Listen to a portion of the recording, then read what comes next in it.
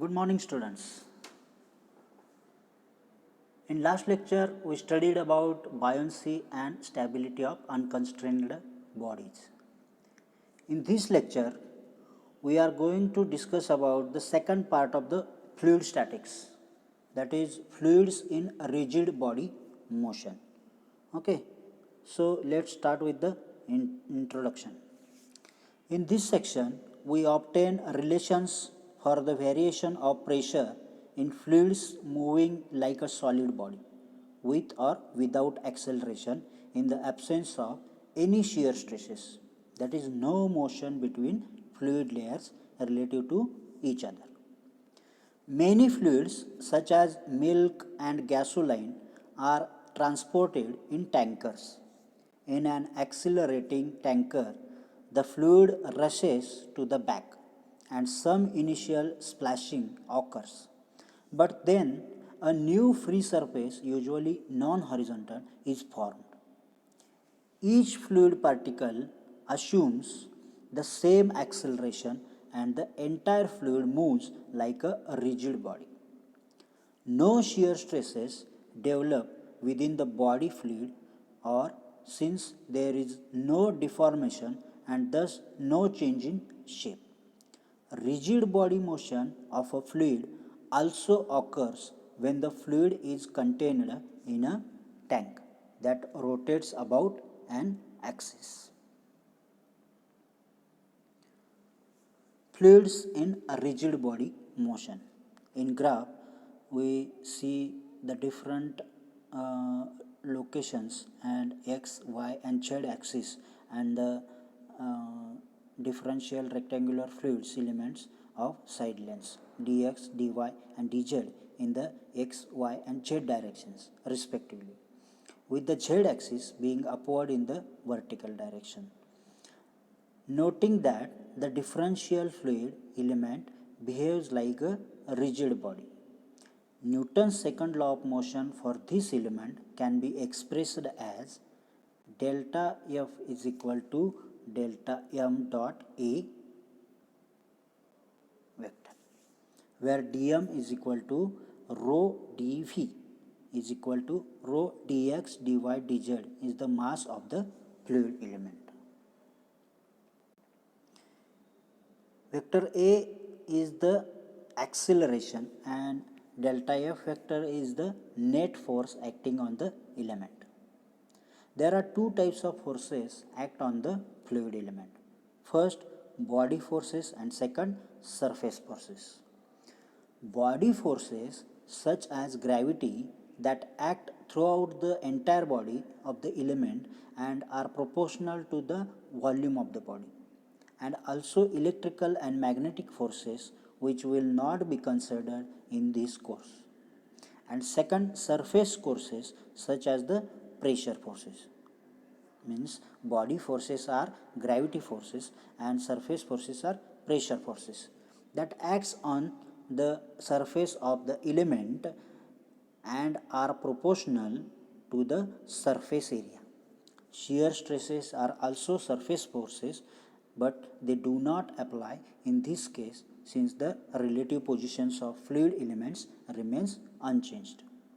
So note that pressure represents the compressive force applied on the fluid element by the surrounding fluid and is always directed to the surface. Then fluids in rigid body motion. Taking the pressure at the center of the element to be P, the pressures at the top and bottom surfaces of the elements can be expressed as P plus dP by dz in bracket dz by du and P minus in bracket dP by dz bracket complete dz by 2 respectively. Noting that the pressure force acting on surface is equal to the average pressure multiplied by the surface area.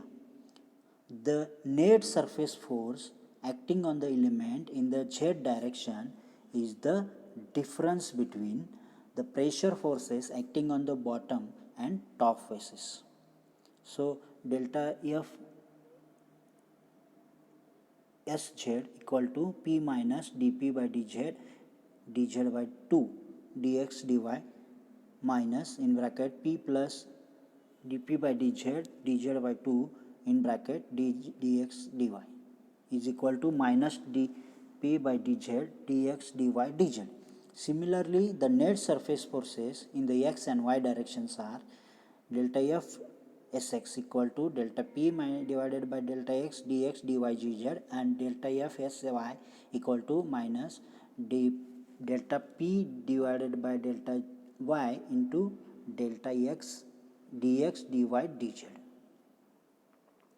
Then the surface force, which is simply the pressure force acting on the entire element, can be expressed in vector form as delta fx vector equal to delta fxi vector plus delta syj vector plus delta fszk vector equal to minus in bracket delta p divided by delta xi vector plus delta p divided by delta y j vector plus delta p divided by delta z k vector into bracket dux dy dz equal to minus v delta p dx dy dz, where I vector, I, j and k vector are the unit vectors in the direction x, y and z directions respectively. Delta p vector equal to delta p divided by delta xi vector plus delta p divided by delta y j vector plus delta p divided by delta z k vector is the pressure gradient. Note that the del vector or del is a vector operator that is used to express the gradient of a scalar function compactly in vector form.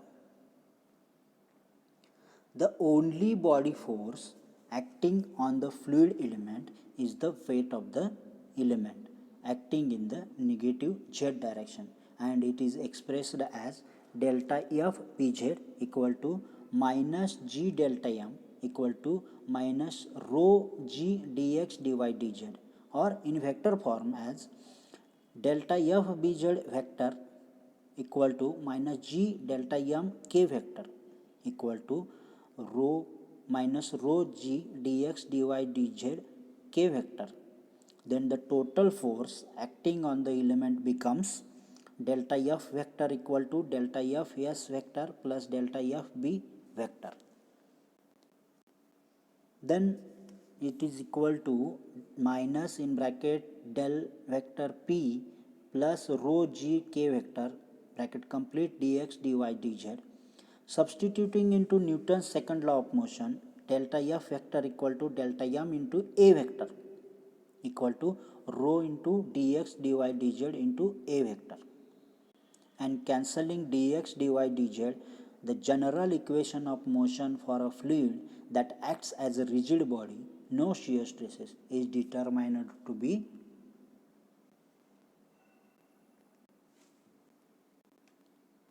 a rigid body motion of fluids, that is del p vector plus rho g k vector equal to minus rho a vector. Okay. By resolving the vectors into their components, this relation can be expressed more explicitly as delta p divided by delta x I vector plus delta p divided by delta y j vector plus delta p divided by delta z k vector plus rho g k vector equal to minus rho in bracket a x I vector plus a y j vector plus a z k vector bracket complete. Or in scalar form, in the three orthogonal directions, it can be accelerating fluids delta p divided by delta x equal to minus rho x, delta p divided by delta y equal to minus rho ay, and delta p divided by delta z equal to minus rho in bracket g plus az bracket complete, where ax, ay and az are the accelerations in the x, y and z directions respectively. Special cases in fluids in rigid body motion. First case, fluids at rest, when the fluid at rest. For fluids at rest or moving on a straight path at constant velocity, all components of acceleration are zero and the relations reduce to fluids at rest dp by dx equal to 0, dp by dy is equal to 0 and dp by dz equal to minus rho g, which confirm that in fluids at rest the pressure remains constant in any horizontal direction. P is independent of x and y and varies only in the direction, vertical direction, as a result of gravity, and thus P is equal to Pz. Okay, these relations are applicable for both compressible and incompressible fluids. Then second case for fluids in rigid body motion. Second case, when free fall of a fluid body. Free fall of a fluid body.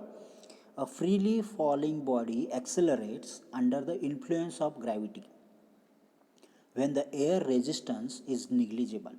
The acceleration of the body equals the gravitational acceleration, and acceleration in any horizontal direction is 0. Therefore, Ax is equal to Ay is equal to 0 and Az is equal to minus g. Then the equation of motion for accelerating fluids reduced to free falling fluids equal to delta p by delta x equal to delta p by delta y equal to delta p by delta z equal to 0. That is when p is equal to constant. Therefore, in a frame of reference moving with the fluid, it behaves like it is an environment with zero gravity. Also, the gauge pressure in a drop of liquid in free fall is 0 throughout.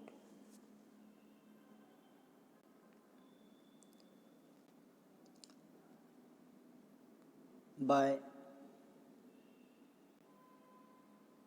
explaining with the figures, when in figure A, free fall of a liquid and upward acceleration of a liquid with Az is equal to plus g, in figure B, the effect of acceleration on the pressure of a liquid during free fall and upward acceleration has been shown in the figure A and B.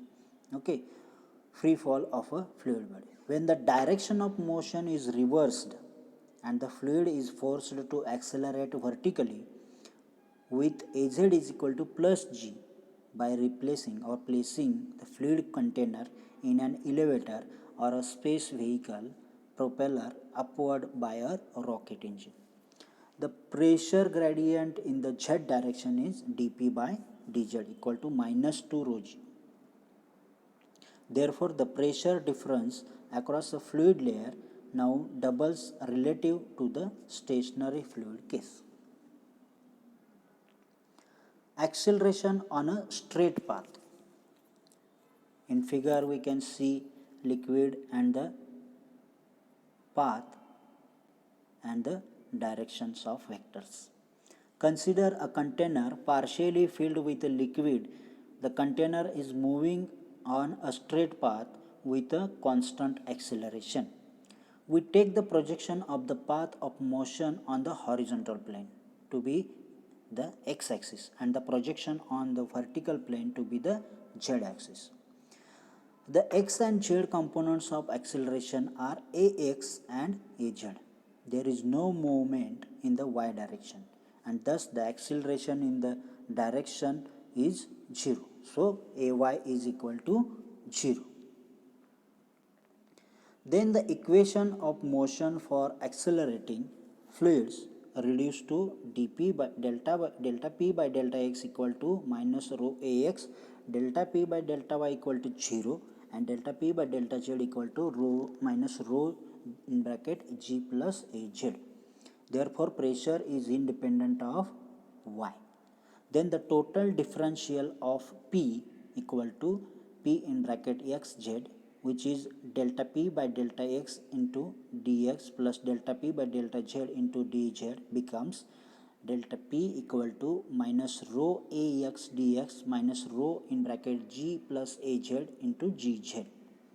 For rho is equal to constant, the pressure difference between 2 points 1 and 2 in the fluid is determined by integration to be P2 minus P1, that is pressure 2 minus pressure 1, equal to minus rho Ax x2 minus x1 minus rho in bracket G plus Az into bracket Z2 minus Z1.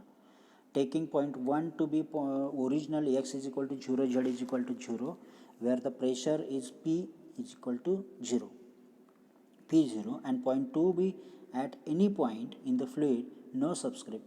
The pressure distribution can be expressed as pressure variation P is equal to P0 minus rho Ax x minus rho in bracket G plus Az into Z. The vertical rise or drop of the free surface at point 2 relative to point 1 can be determined by choosing both 1 and 2 on the free surface, so that P1 is equal to P2, and solving for Z2 minus Z1. Vertical rise of surface delta Z is equal to delta Z S2 minus Z S1 equal to minus Ax divided by G plus Az in bracket x2 minus x1, where Zs is the Z coordinate of the liquid's free surface. The equation of free surface of constant pressure called isobars is obtained from dP is equal to minus rho Ax into dx minus rho in bracket G plus Az into dz by setting dP is equal to 0 and replacing Z by Z isobar, which is the Z coordinate, the vertical distance of the surface as a function of x. It gives the expression surface of constant pressure dz isobar divided by dx equal to minus Ax divided by G plus Az equal to constant. Constant pressures lines has been shown in the figure, and the vector diagram has been shown.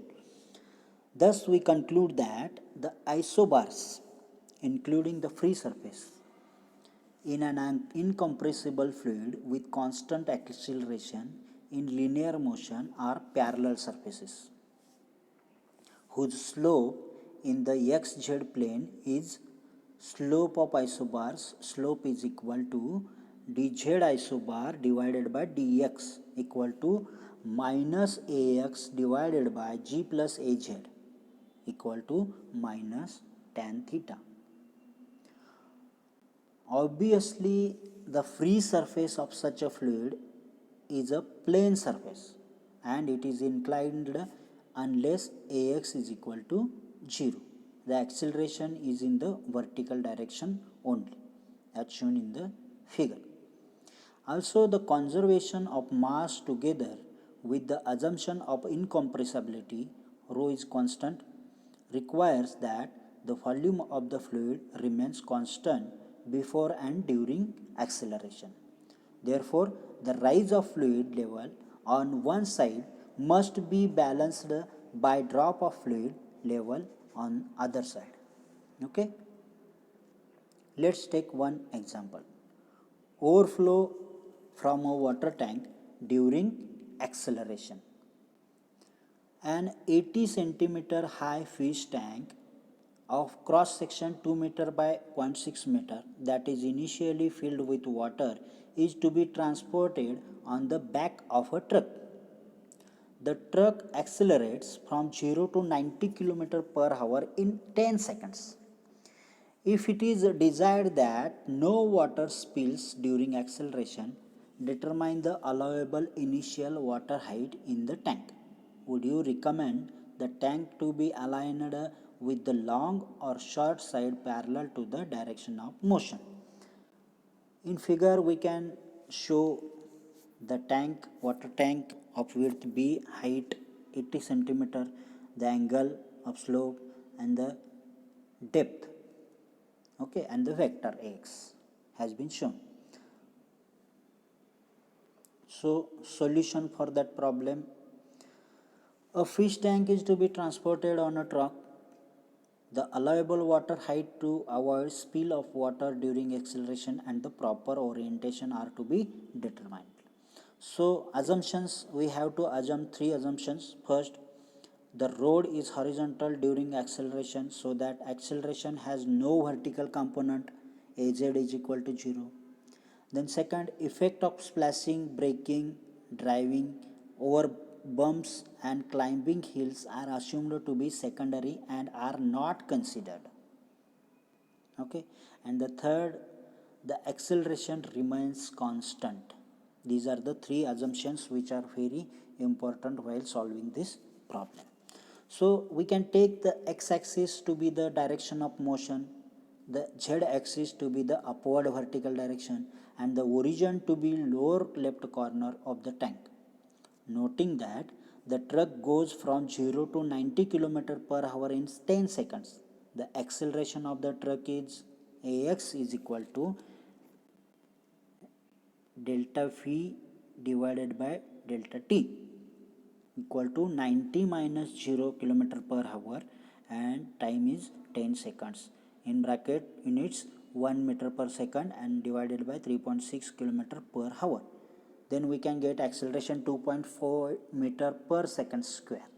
Okay, the tangent of the angle the free surface makes with the horizontal is tan theta equal to acceleration divided by g plus az equal to 2.5 divided by 9.81 plus z, because acceleration at z is equal to 0 and acceleration at x is 2.5. We can calculate it. We are already calculated. So tan theta is equal to 0.255 and thus theta is equal to 14.3 degree. So the maximum vertical rise of the free surface occurs at the back of the tank, and the vertical mid-plane experiences no rise or drop during acceleration since it is a plane of symmetry. Then the vertical rise at the back of the tank relative to the mid-plane for the two possible orientation becomes: first, case 1, the long side is parallel to the direction of motion, then delta z s1 equal to b1 divided by 2 into tan theta, that is 2 meter divided by 2 into 0.255 equal to 2.255 meter, that is 25.5 centimeter. And in second case, the short side is parallel to the direction of motion, delta z s2 equal to b2 divided by 2 into tan theta equal to 0.6 meter, that is b2 0.6 meter divided by 2 into tan theta, that is 0.255. By solving this, we can get delta z s2 equal to 0.076 meter, that is 7.6 centimeter. Therefore, assuming tipping is not a problem, the tank should definitely be oriented such that its short side is parallel to the direction of motion. Emptying the tank such that its free surface level drops just 7.6 centimeter. In this case, will be adequate to avoid spilling during acceleration. So finally, note that the orientation of the tank is important in controlling the vertical rise. Also, the analysis is valid for any fluid with constant density, not just water, since we used no information that pertains to water in the solution. So, thank you very much. In this lecture, we studied about the second part of the fluid static, that is rigid fluid bodies in the motion. Okay, thank you very much.